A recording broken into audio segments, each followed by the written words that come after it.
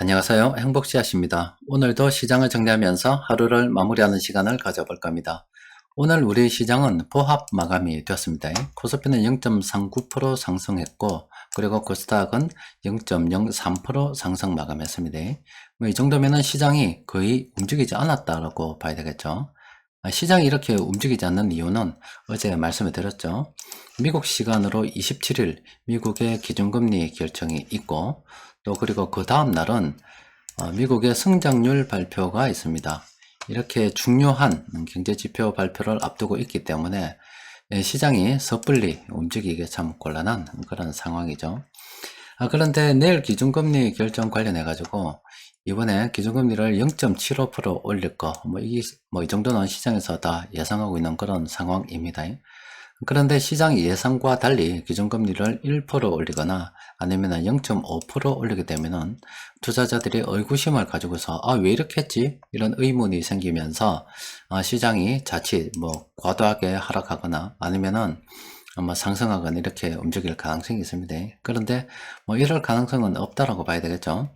그런데 시장에서 주의하는 것은 이것보다는 내일 기준금리 발표를 하면서 파월 연준 의장이 향후 이 경제를 어떻게 생각을 하는가, 인플레이션도 어떻고 금리도 어떻고 경기에 대해서도 어떻고 여러 가지 이 경제 관련해서 파월 연준 의장이 어떤 시각을 가지고 있는가, 이게 좀 중요하다 볼 수 있겠죠. 기준금리보다는 파월 연준 의장의 입에 사람들이 더 관심을 가질 겁니다. 그런데 파월 연준 의장도 어제 말씀드렸다시피 이번에 기준금리가 결정이 되고 나면은 다음 기준금리가 9월 달이거든요. 그럼 8월이 중간에 빕니다. 그런데 이 8월에 지금 거의 2달 가량이거든요, 기간이. 그럼 8월 달에 경제 지표가 또 발표가 될 건데, 이렇게 어떻게 발표가 될지는 또 모르고, 또 그 사이에 코로나 바이러스가 얼만큼 확진이 될지, 또 그리고 중국이 지금 난리 났잖아요. 사람들이 엄청나게 중국 국내를 많이 돌아다니고 있습니다. 중국은 코로나 바이러스 확진이 되면은 아예 그 지역을 봉쇄하는 그런 상황인데, 사람들이 저만큼 돌아다니면 당연히 코로나 바이러스 확진자가 늘어날 수밖에 없겠죠. 또 그래서 이제 중국이 또 봉쇄를 하게 되면, 진짜로 한다면 어떻게 될지, 또 전쟁이 어떻게 될지 여러 가지 불확실한 상황이 많습니다. 그래서 파월 연준 의장이 내일 어떤 이야기를 한다 하더라도 특별하게 확답을 하기 어려운 그런 상황입니다. 그래서 그러면은 7월 달부터 9월 달까지 이 2달여간에 여러 가지 경제 지표들도 발표가 될 거고요. 또 그리고 중국 봉쇄 이야기도 다시 나올 수도 있을 것 같고, 또 코로나 바이러스 확진자 수가 또 나올 것 같습니다. 또 전쟁이 어떻게 될지 모르고, 또 러시아하고 우크라이나하고 곡물 수출 합의를 봤는데 또 러시아가 미사일을 쏘아붙다 아닙니까? 또 그게 어떻게 될런지, 여러 가지 불확실한 상황들이 많은데, 지금 이 전 세계 이런 상황들이 전부 다 이 금리에 영향을 미치고, 또 이 금리라는 것은 돈 흐름에 또 영향을 미치게 된단 말이에요. 그러면은 그 결정이 9월 달에 있는데 이 2달 동안에 이런 각각의 여러 가지 사안들이 나올 때마다 이제 연준 의장이 그때그때 나와서 계속 이건 어떻고 저건 어떻고 이야기를 하기가 참 곤란한 그런 상황일 겁니다. 그러면은 시장의 참여자들이 이런 상황을 보고서 각기 판단을 해야 되겠죠. 그 중에서도 시장에서 큰 돈 굴리는 세력들의 판단이 다른 투자자들에게 영향을 미치겠죠. 그러면은 이런 사안들이 나올 때 시장에서 큰 돈 굴리는 세력들이 어떻게 해석하는가에 따라서 그런 사안들을 긍정적으로 보면 시장이 크게 급등할 수도 있고요.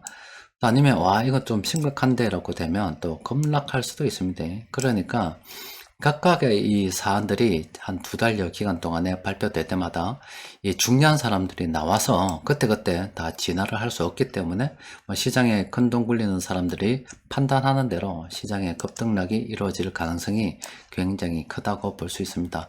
그래서 당분간 시장의 변동성이 클 수밖에 없다라는 말씀을 드리는 거고, 또 관련해서 어떻게 대처할 것인가는 오전에 장중 시황을 통해서 정리를 해드렸죠.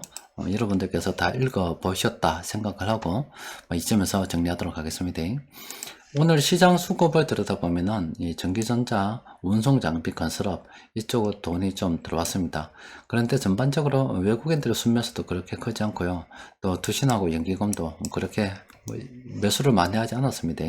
그 중에서도 이 운송장비 같은 경우는 우리가 관심을 가지고 좀 살펴볼 필요가 있겠습니다. 일단 오늘 세력들이 공통적으로 매수한 종목들 찾아보니까 두 개밖에 없어요. 두 개. 선진하고 인탑선인데 뭐 두 종목밖에 없으니까 이거 뭐 바로 볼 수도 있죠.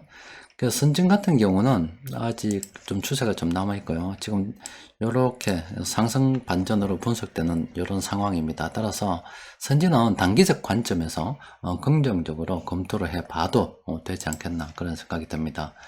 또 그리고 인탑스 같은 경우는 현 시점에서 접근하기가 곤란한 그런 상황이죠. 또 그리고 변곡점 지표를 통해서 정리를 해보니까 오늘은 많이 검색이 되지 않았습니다. 이렇게 한 9개 정도 되는데 이 숫자가 9라 이 말입니다. 몇 종목 되지 않는데 뭐 오늘 요게 떠나서 최근에 이렇게 나왔던 뭐 7월 달부터 생각을 한다 하더라도 이렇게 7월 한 달 동안 이 넣은 이렇게 종목들이 있습니다. 이런 종목들은 계속 분석을 해봐야 됩니다. 계속 분석해 봐야 되고 또 그리고 당분간 시장이 변동성이 쭉 커지는 걸 이용해서 이런 종목들 매수 매도를 잘 반복을 좀 해야 되겠죠.